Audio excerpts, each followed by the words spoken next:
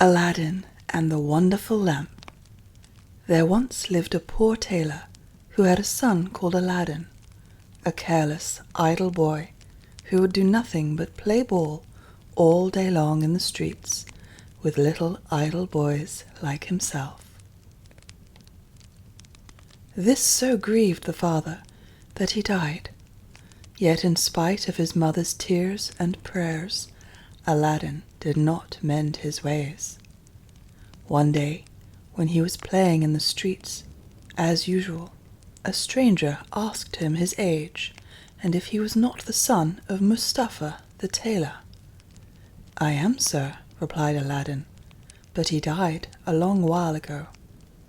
On this, the stranger, who was a famous African magician, fell on his neck and kissed him, saying, "I am your uncle, and knew you from your likeness to my brother. Go to your mother, and tell her I am coming." Aladdin ran home and told his mother of his newly found uncle. "Indeed, child," she said, "your father had a brother, but I always thought he was dead." However, she prepared supper, and bade Aladdin seek his uncle, who came laden with wine and fruit. He presently fell down and kissed the place where Mustafa used to sit, bidding Aladdin's mother not be surprised at not having seen him before, as he had been 40 years out of the country. He then turned to Aladdin and asked him his trade, at which the boy hung his head, while his mother burst into tears. On learning that Aladdin was idle and would learn no trade, he offered to take a shop for him and stock it with merchandise. Next day he bought Aladdin a fine suit of clothes and took him all over the city, showing him the sights, and brought him home at nightfall to his mother, who was overjoyed to see her son so fine. The next day the magician led Aladdin into some beautiful gardens a long way outside the city gates. They sat down by a fountain, and the magician pulled a cake from his girdle, which he divided between them. They then journeyed onward till they almost reached the mountains. Aladdin was so tired that he begged to go back, but the magician beguiled him with pleasant stories and led him on, in spite of himself. At last they came to 2 mountains divided by a narrow valley. "We will go no farther," said the false uncle. "I will show you something wonderful. Only gather up some sticks while I kindle a fire." When it was lit, the magician threw on it a powder he had about him, at the same time saying some magical words.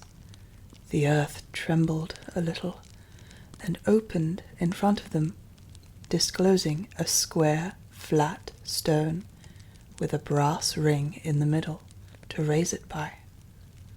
Aladdin tried to run away, but the magician caught him and gave him a blow that knocked him down. "What have I done, uncle?" he said piteously. Whereupon the magician said more kindly, "Fear nothing, but obey me. Beneath this stone lies a treasure which is to be yours, and no one else may touch it, but you must do exactly as I tell you." At the word treasure, Aladdin forgot his fears and grasped the ring as he was told, saying the names of his father and grandfather. The stone came up quite easily, and some steps appeared. "Go down," said the magician. "At the foot of those steps you will find an open door leading into 3 large halls. Tuck up your gown and go through them without touching anything, or you will die instantly. These halls lead into a garden of fine fruit trees. Walk on until you come to a niche in a terrace where stands a lighted lamp. Pour out the oil it contains and bring it to me." He drew a ring from his finger and gave it to Aladdin, bidding him prosper. Aladdin found everything as the magician had said, gathered some fruit off the trees, and having got the lamp, arrived at the mouth of the cave. The magician cried out in a great hurry, "Make haste and give me the lamp." This Aladdin refused to do until he was out of the cave.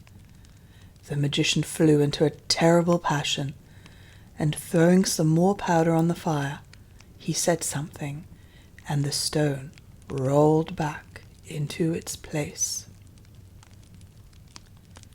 The magician then left Persia forever, which plainly showed that he was no uncle of Aladdin's, but a cunning magician, who had read in his magic books of a wonderful lamp, which would make him the most powerful man in the world. Though he alone knew where to find it, he could only receive it from the hand of another.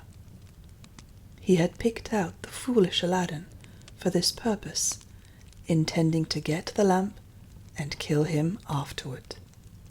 For 2 days Aladdin remained in the dark, crying and lamenting. At last he clasped his hands in prayer, and in so doing rubbed the ring which the magician had forgotten to take from him.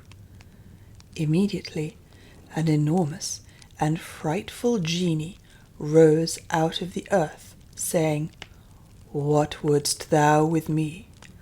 I am the slave of the ring, and will obey thee in all things." Aladdin fearlessly replied, "Deliver me from this place."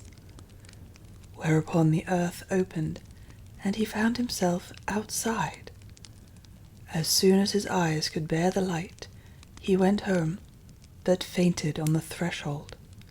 When he came to himself, he told his mother what had passed, and showed her the lamp, and the fruits he had gathered in the garden, which were, in reality, precious stones. He then asked for some food. "Alas, child," she said, "I have nothing in the house, but I have spun a little cotton, and will go and sell it." Aladdin bade her keep her cotton, for he would sell the lamp instead. As it was very dirty, she began to rub it, that it might fetch a higher price. Instantly a hideous genie appeared, and asked what she would have. She fainted away, but Aladdin, snatching the lamp, said boldly, "Fetch me something to eat." The genie returned with a silver bowl, 12 silver plates containing rich meats, 2 silver cups, and 2 bottles of wine. Aladdin's mother, when she came to herself, said, "Whence comes this splendid feast?" "Ask not, but eat," replied Aladdin. So they sat at breakfast till it was dinner time, and Aladdin told his mother about the lamp. She begged him to sell it, and have nothing to do with devils. "No," said Aladdin. "Since chance hath made us aware of its virtues, we will use it, and the ring likewise, which I shall always wear on my finger." When they had eaten all the genie had brought, Aladdin sold one of the silver plates, and so on, until none were left. He then had recourse to the genie, who gave him another set of plates, and thus they lived for many years.